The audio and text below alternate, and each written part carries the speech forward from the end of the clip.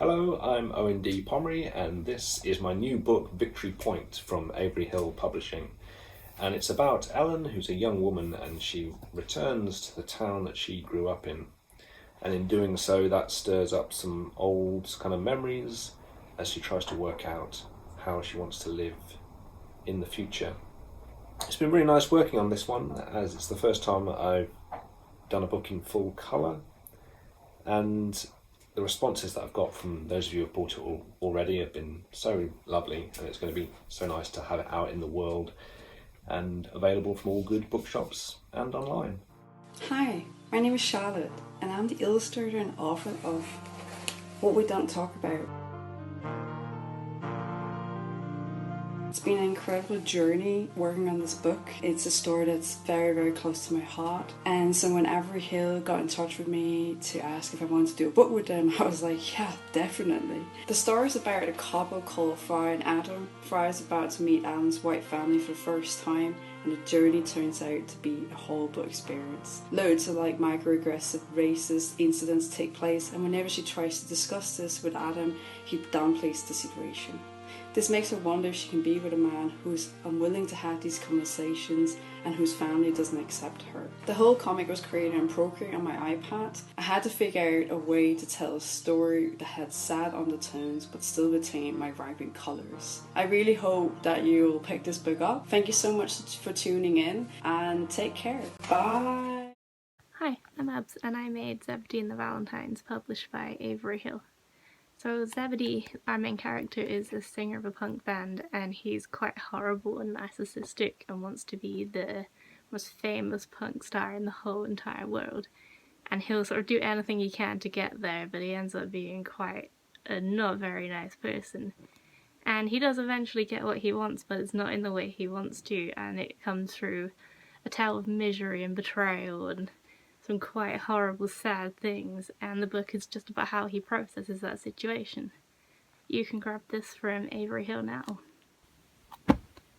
So I drew this entire book in Procreate on my iPad, and it meant I could really play around with lots of fun 70s colours, and it meant I could do loads and loads of different stuff with all the characters and compositions, and especially things like this page here where we've got all of these flowers, which was super cool and fun. And I think the whole comic just has a lot of fun psychedelic stuff in it that I was really excited to do, and I really love how it came out in the book. I'm Patrick Wray. This is my debut graphic novel, The Flood That Did Come, that was published this year. It was made using vintage rubber ink stamps with sort of elements of collage and a little bit of drawing. The ink stamps have been thrown out from an old school that was chucking them out, so I decided to use them for my own sort of purposes here. The story is a sort of in keeping with the visual style, harks back to kind of a style of writing that you find in things like Swallows and Amazons and Enid Blyton and that sort of thing. It's a dystopian satire about the home county's been flooded by endless torrential rain like we've got today here, and the two main characters, children, Tom and Jenny, get locked into a battle of wills with their friends against another local village that attempts a sort of land grab based on some archaic kind of bureaucracy. So it's a kind of Little England kind of dystopian satire that touches upon things like climate change and various other disputes that we here in England have been having in the last few years about, so it just came out this August, published by Avery Hill. I'm very grateful to them for taking a chance on it. Thank you to everybody who's bought it so far and everybody who's said kind words about it in reviews. And there it is, The Flood That Did Come. I'm Zoe Thorogood. I make comics, and this is my debut graphic novel. It's called The Impending Blindness of Billy Scott, and it's about a young artist named Billy who has her debut gallery exhibition opening in a few months, but within a few weeks she'll be blind.